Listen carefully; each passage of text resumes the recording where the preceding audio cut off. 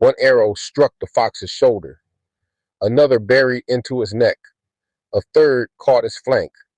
The fox yelped. It spun wildly, snapping at the tiny shafts. The venom began working almost immediately.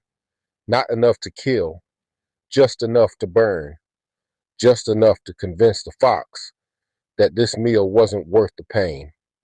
With one final growl, it bolted into the forest. Silence returned. Porky's knees gave out. He collapsed against the rocks, breathing hard. Tim climbed down from the raven, walked over slowly. For a long moment, neither of them spoke. Then Tim smiled. Told you. Porky looked up. Told me what? Tim reached out his hand. Home comes looking for family. Porky's eyes filled with tears. He took Tim's hand. Tim pulled him to his feet. We've all been worried sick. Porky lowered his head. I'm sorry. Tim rested a hand on his shoulder. We'll talk on the way home. Then he smiled. But first, he looked toward the waiting raven. Let's get my son home. The flight home felt different. No one hurried. The danger was over. Below them, the forest rolled by like an endless sea of green. Porky looked down. He had never realized how small the village really was. Hidden beneath the giant roots, it had completely disappeared beneath the forest canopy. No wonder the fox had wandered into it. No wonder no one had seen it coming. As the village came into view, children were already pointing toward the sky. They're back! They found him! Cheers spread from hollow to hollow. The raven circled once, then gently landed in the center of the village. Before Porky could climb down, Susie came running. She threw her arms around him. He held her tightly. I'm sorry. She shook her head. You're home. For a long moment, neither of them wanted to let go. For the next several days, the sound of weaving echoed throughout the canopy.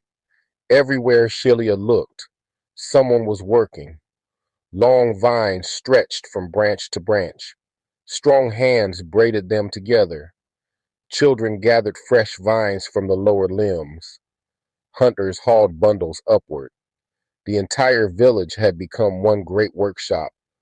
At the center of it all stood Caleb. He walked slowly beneath the growing shelters, stopping often, checking every knot, testing every vine. A young builder smiled. I think this one's finished. Caleb gave the woven roof a firm tug. The living vines barely moved. He smiled. Now, I think it's finished. The younger builders laughed. Caleb looked around at them. We're not just building roofs. We're building time. The builders looked puzzled. He pointed toward one of the hidden alcoves woven into the side of the walkway.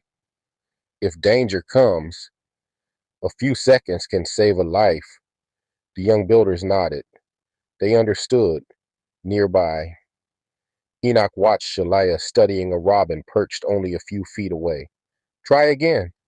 Shelia closed her eyes. She slowed her breathing. She thought only about the bird. Nothing. The robin fluttered away. She sighed. It still won't work. Enoch smiled. Perhaps you're trying too hard. She opened one eye. How can trying be the problem? He chuckled. When you reached the beaver, you weren't thinking about yourself. You weren't trying to prove anything. You simply wanted to help. Shelia thought about it. He was right. She had never tried to command the beaver. She had only wanted to save everyone. Enoch rested a hand on her shoulder. Some gifts cannot be forced. They must be trusted. Shelia looked toward the builders. The first covered walkway was finally complete. One by one, the Rootborn stepped beneath its woven shelter. Parents walked with their children. Hunters tested the hidden alcoves. Messengers crossed the branches without leaving the protection of the vines. For the first time in generations, the Rootborn could move through the canopy at night without feeling completely exposed. Quiet smiles spread from face to face. Caleb watched in silence.